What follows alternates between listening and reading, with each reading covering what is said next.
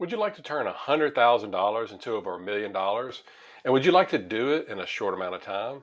Sound too good to be true? Well, in this video, I'm going to give you my top 5 ways that you can turn $100,000 into $1 million to begin to create an infinite stream of passive income. If this is your first time here, I'm Dr. Jeff Anzalone, a periodontist and real estate investor that's here to teach you how to create passive income streams while you're still working your day-to-day job. Now, before you invest your $100,000, here's 5 things to actually consider before doing that. Number one, start off by asking yourself, what is my current investment objective? Again, before you shell out $100,000, a good starting point is to define your specific investment objective. A good question to ask yourself is, what am I trying to achieve with this $100,000 investment? Different goals require different investing techniques. Different goals require different investing objectives as well. So for instance, if your goal is to generate passive income, then your investment strategy is going to be different than someone, let's say, trying to grow the $100,000 as much as possible. That's number one. Number two is this: what is your time horizon that you're looking at? So the length of time you want to keep an investment basically is your time horizon. So you ask yourself, when will I need the money? The length of time you can afford to invest can impact basically where you can invest and where you will invest. So the first step in growing your $100,000 into $1 million is looking at where you are now financially, such as maybe how much debt you have. Maybe you've got a couple $100,000 in student loan debt. Maybe you've got credit card debt, car loans, whatever. Then you take a look at your annual income, and then you take a look at your future earning potential. Okay. Next, consider setting a date to accomplish your goal of investing $100,000 and then turning it into $1 million. Having 20 years to accomplish your goals versus only having maybe 3 years is going to play a huge role in how successful you'll be. This goal will dictate how your funds are invested. The third thing is this: ask yourself, what is your risk tolerance? So in my opinion, your risk tolerance and your risk capacity are 2 factors to consider as you start to determine your investing approach. Typically, assets with a higher investment risk have the potential for, guess what, higher potential returns and losses as well.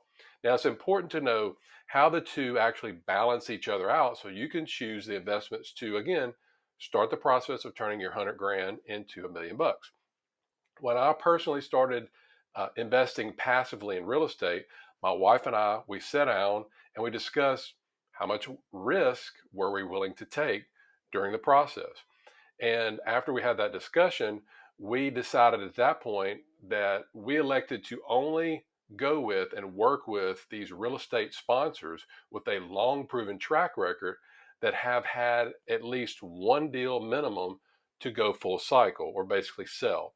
So the assets we choose are typically to invest in, they're cash flow positive typically from day one, which on the flip side helps us to lower our risk as we're more of a conservative type investor with having 2 teenagers at home because we got to feed them.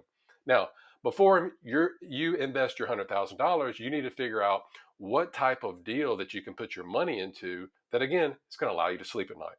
Number 4, ask yourself, what is your current situation? So before letting that 100 grand go out the door, actually take a step back and look at your current situation. And when I say current situation, again, you can look at your annual income. You can look at your family situation. Are you married? Do you have kids? If not, are you planning for kids? Are you currently caring for your parents or other people? Are you going to be caring for your parents or other people? What is your age? What is your overall health of you and each family member? Are you expecting maybe a windfall, an inheritance, something like that?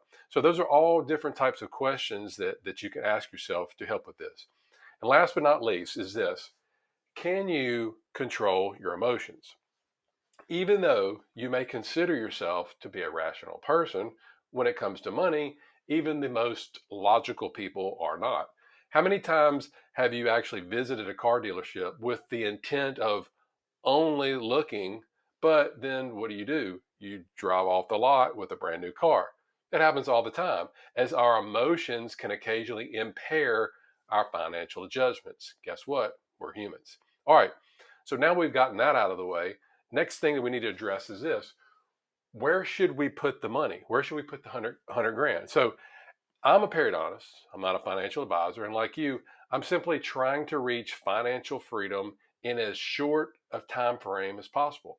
With that being said, please don't take any of the recommendations that I'm going to be giving you as financial advice. Do your own due diligence and decide which route is best for your situation. Now, there are several ways that you can turn 100 grand into $1 million. I strongly encourage you to first answer the 5 things you can consider first that we just discussed. Now you can go the traditional route and you can invest in stocks, bonds, mutual funds, ETFs, things like that. You can certainly take your 100 grand and keep putting it into your 401k or retirement account that you're probably doing now. But that's probably not why you're here watching this video now, is it? Now, my personal favorite investment to turn 100 grand into $1 million is, guess what? It's real estate. And here's the 5 reasons why. Number 1, cash flow. One of the biggest benefits of investing in real estate is for the passive cash flow, also known as mailbox money. This represents what's basically left over from the money coming in via the rent that the tenants are going to pay you each month minus expenses. Okay, that's the cash flow. So for instance, if you invested in an apartment complex that collects 12 grand a month, all right, you invested in an apartment complex, it's bringing in 12 grand a month, expenses 9 grand a month. That leaves you with what? $3,000 each month. That means that your cash flow is $3,000 a month. All right, that's number 1. The second thing is this: leverage. Leverage in real estate means buying property with debt. Don't tell Dave Ramsey, but buying property with debt instead of paying all cash for it. One of the best examples of using leverage involves your primary home, your primary residence. Using leverage from the bank allowed you to borrow money for financing in the form of a mortgage. The ultra wealthy understand the power of leverage, which is why most of them have real estate in their portfolio. Leverage allows you to buy a much larger asset and increase the potential return on your investment than if you would have to pay 100% of the purchase price up front in the form of cash. So for instance, if you bought a duplex, if you were to buy a duplex, okay, $250,000, then the bank is going to require you probably to put 20% down. 20% down on this is $50,000. With me so far? Hopefully so. All right, so the bank will require you to put down $50,000, and then the bank would bring, so the bank is going to bring the remaining 200 grand, right? In this situation, the cash flow made is based on, so if you were to buy this, and again, this is a duplex.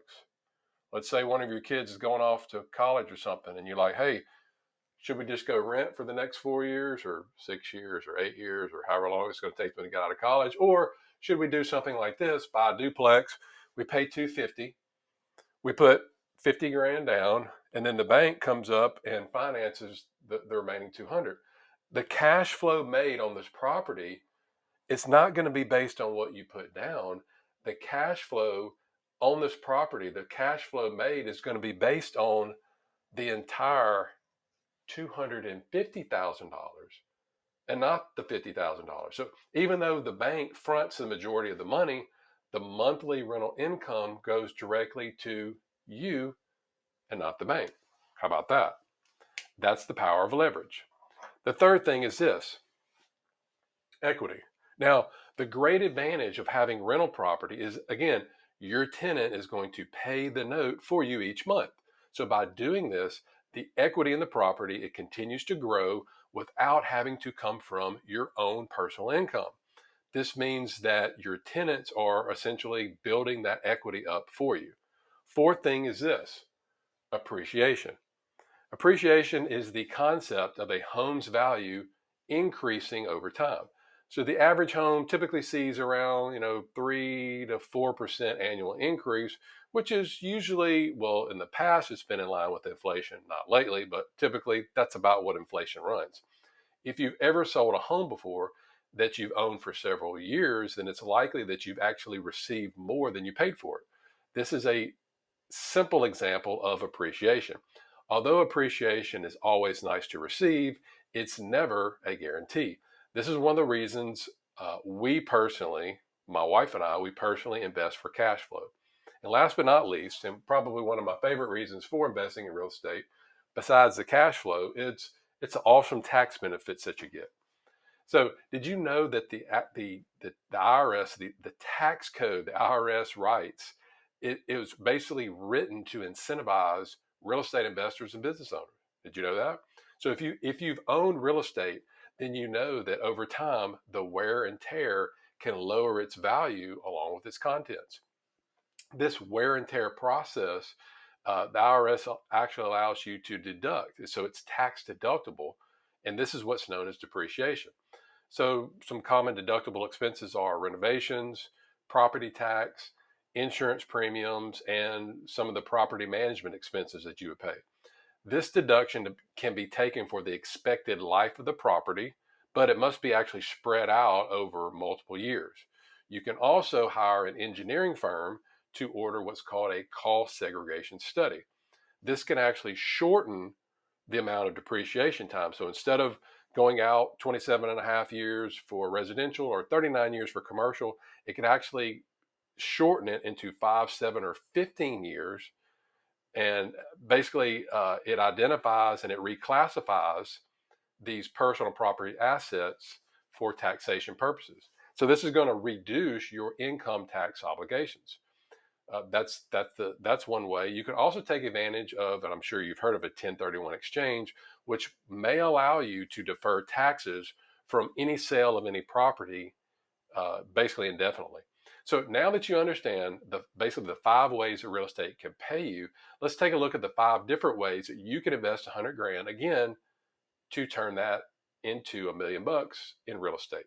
All right. So one of the first questions that needs to be answered before you drop 100 grand into real estate is, do I want to invest as an active or passive investor? Okay. Very, very important. You need to figure that out. You need to look at, again, your current situation. You need to look at your job. You need to look at your time frame. You need to look at, do you have kids? Do you want to spend time with your kids? Because if you go the active route, you got to take your time away from your biggest wealth building tool. That's your income, right?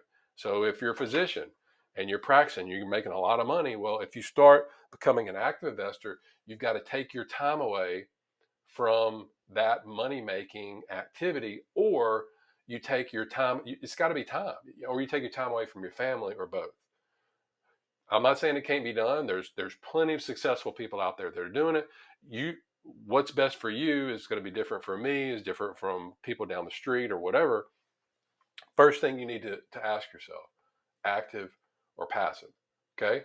Which leads us to number 1, the traditional real estate route. So if you want to invest this route, then you're going to be active and you're not going to mind dealing with other people, aka tenants.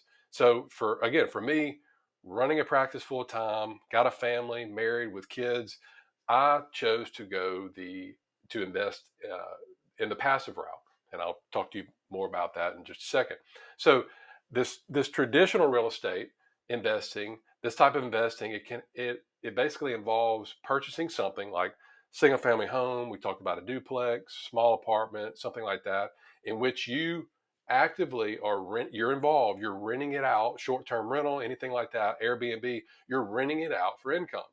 Another example is a fix and flip, which is basically the process of buying a distressed property, renovating it, rehabbing it, and then you flip it or sell it. So by finding lower price deals, a $100,000 investment will basically cover the down payment, usually 20% of the purchase price, along with some of the repairs and closing costs. Again, you need to decide whether you want to take on the responsibilities of being a landlord or hire a property management company. That's number one. Number two is something called a real estate investment trust, or REITs. Okay. These can either be private or public. And so basically, a REIT is a company that owns, operates, or finances income producing real estate. Examples can include apartment buildings, self storage, hotels, commercial properties, retail centers, etc. So let's say, instead of buying a self-storage facility or other type of real estate to generate passive income, you can now invest into larger projects through these REITs. Number three, TurnKey Property. There's several companies out there that participate in this buy and hold strategy that actually they find undervalued property in strong rental markets. They'll actually go in, they'll renovate these properties for you, and they'll sell them to you as move-in ready for investors. Which basically, it for you, it's great because it takes all of this hassle out of the picture, from having to oversee the repairs, deal with the contractors, all that kind of stuff. So also, most of these turnkey real estate companies, they'll also do management. They'll also do like the ongoing maintenance, and then they'll actually have a marketing plan put together in case somebody moves out. Then they'll have somebody else to move right back in. Fourth thing is real estate crowdfunding.